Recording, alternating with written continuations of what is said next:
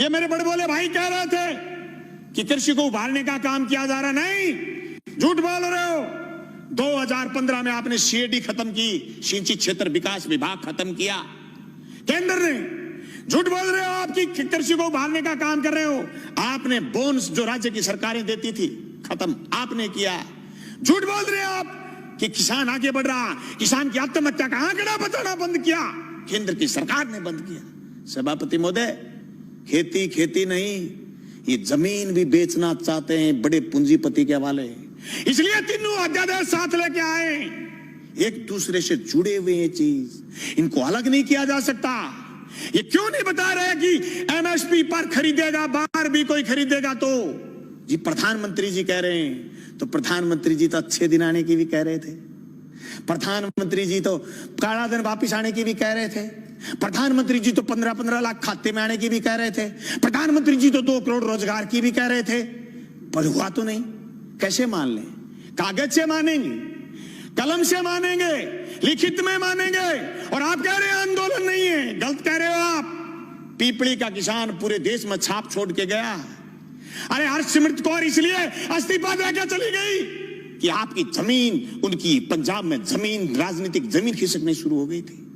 तुम क्या सोचते हो कि राजस्थान में किसान सड़क पर क्यों नहीं आया? आएगा, राजस्थान में भी आएगा। मैं गया था 25 सितंबर को भादरा, मेरे विधानसभा क्षेत्र में 5000 किसान इकट्ठे हुए थे। गंगानगर हनुमानगढ़ में लोग इकट्ठे हुए थे।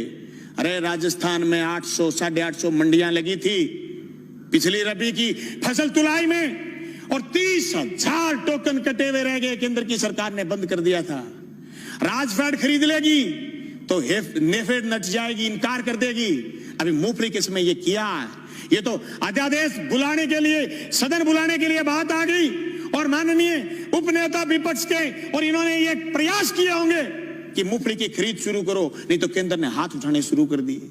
सभापति महोदय, इन कानूनों से न सिर्फ बड़े पूंजीपति बल्कि नए सरमाएदार पैदा हो रहे हैं। वो सरमाएदार जो अभी तक सिर्फ ऊर्जा में थे, सिर्फ पावर में थे, सिर्फ दूसरे संसाधनों में थे, वो एयरपोर्ट खरीद रहे थे, वो रेल खरीद रहे थे, वो जमीन पर कब्जा करने के लिए ये कानून केंद्र की सरकार से बनवाने में कामयाब हुए हैं। सभापति महोदय, देश में सिर्फ दाढ़ी बढ़ाने से कोई रविंद्रनाथ टैगोर नहीं हो जाता, सिर्फ इनकलाब बोल देने से भगत सिंह नहीं हो जाता, सिर्फ सत्य की और अहिंसा की बात करने से गांधी नहीं हो जाता। गांधी और टैगोर और भगत सिंह बनने के लिए जो त्याग और बलिदान की जरूरत है, उसकी कमी है आज। उस कमी को हमें स्वीकार करना पड़ेगा। देश के किसान को आगे ले जाने के लिए जो सिर्फ कानून, 3 संशोधन कानून लेके आए, न सिर्फ हम ये कहना चाहते हैं कि कानून ठीक लेके आए हो, लेकिन इस कानून में भी एक चीज हम और चाहते हैं। आप भी ये लाइन लिखते कि एमएसपी से नीचा मंडी में भी खरीद नहीं करी जाएगी,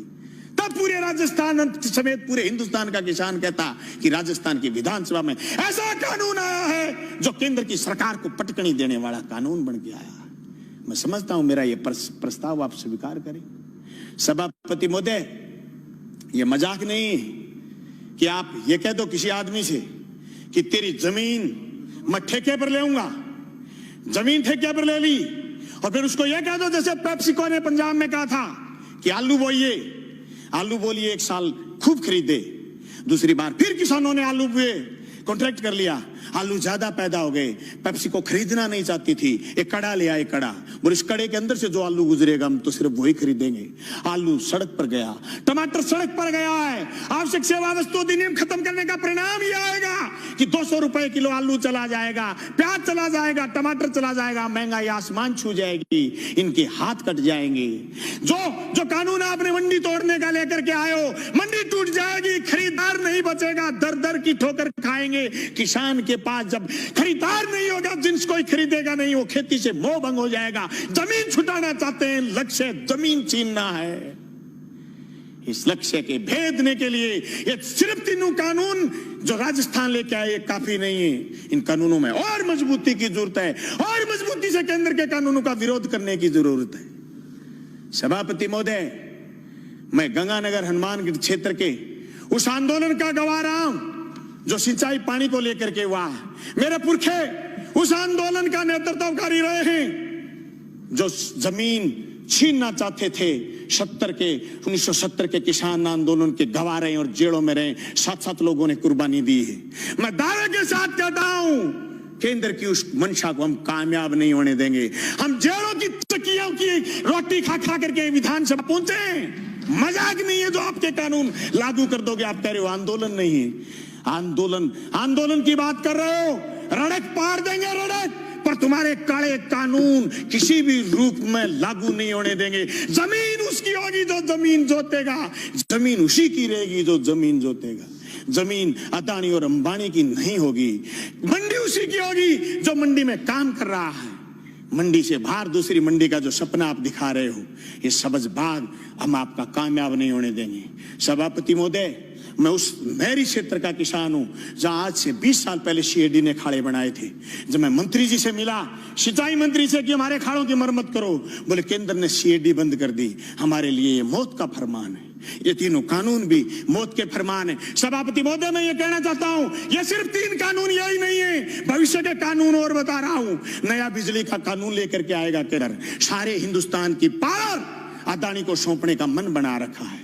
अंबानी को, अदानी को देश लुटाना चाहते हैं। एनजीटी पर स्पेशल कानून लेकर के आ रहे हैं। पर्यावरण पर कानून लेकर के आ रहे हैं। पर्यावरण के नाम पर जो असम से कोयला नहीं खोद पाए थे, उसके खिलाफ भी एक कानून लेकर के आ रहे हैं। ये देश की संपदा को लुटाना चाहते हैं। ये झूठ बोल रहे हैं। एयरपोर्ट उनको दे दिए, रेल उनको दे दी, तेल उनको दे दिया। ये झूठ बोल रहे हैं। जल और जंगल जमीन देना चाहते हैं।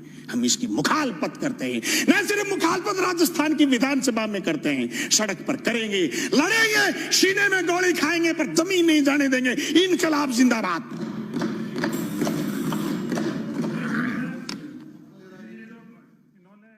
जय हिंद साथियों, आज देश का बजट आया है और मुझे प्रधानमंत्री जी का एक नारा याद आता है। उन्होंने एक बार कहा था, ये देश नहीं बिकने दूंगा, ये देश नहीं मिटने दूंगा। मैं देश नहीं बिकने दूंगा। लेकिन आज का बजट देखने के बाद मुझे 4 पंक्तियां याद आ रही हैं और मैंने चाहा कि इसको मैं प्रधानमंत्री जी को समर्पित करूं। अब प्रधानमंत्री जी का नारा बदल गया है। अब उनका नारा हो गया है कि ये देश नहीं बचने दूंगा, ये देश नहीं बचने दूंगा, ये खेत नहीं बचने दूंगा, खलिहान नहीं बचने दूंगा, किसान नहीं बचने दूंगा, नौजवान नहीं बचने दूंगा, ये देश नहीं बचने दूंगा, ये देश नहीं बचने दूंगा। व्यापार नहीं बचने दूंगा, कर्मचारी नहीं बचने दूंगा, बैंक नहीं बचने दूंगा, LIC नहीं बचने दूंगा, ये देश नहीं बचने दूंगा, ये देश नहीं बचने दूंगा। ये रेल नहीं बचने दूंगा, ये सेल नहीं बचने दूंगा, BPCL नहीं बचने दूंगा, एयरपोर्ट नहीं बचने दूंगा, ये देश नहीं बचने दूंगा, ये देश नहीं बचने दूंगा। प्रधानमंत्री जी, मैं पूछना चाहता हूं, आपने ये बजट जो बनाया है, ये किसके लिए बनाया है? अपने 4 पूंजीपति मित्रों के लिए बनाया है? उन्हीं को फायदा पहुंचाने के लिए और पूरा देश उन्हीं को बेचने के लिए बनाया है? तो मुझे लगता है कि अब ये देश की जनता समझ रही है कि आप 130 करोड़ लोगों के प्रधानमंत्री नहीं, बल्कि अपने 4 पूंजीपति मित्रों के प्रधानमंत्री हैं और उन्हीं के हाथ पूरे देश की संपत्ति को आप गिरवी रखना चाहते हैं। धीरे धीरे करके आप सब कुछ बेचना चाहते हैं। ये आज के बजट में साफ तौर पे दिख गया। एक सपूत होता है, वो अपने परिवार की संपत्ति को बढ़ाता है। एक कपूत होता है जो अपने परिवार की संपत्ति को बेचता है। आज आपको पूरा देश देख रहा है कि आप किस तरह से रेल को, सेल को, LIC को, बैंक को, BPCL को, कोल को, सारी चीजों को बेचने पे लगे हुए हैं, एयरपोर्ट को बेचने पे लगे हुए हैं।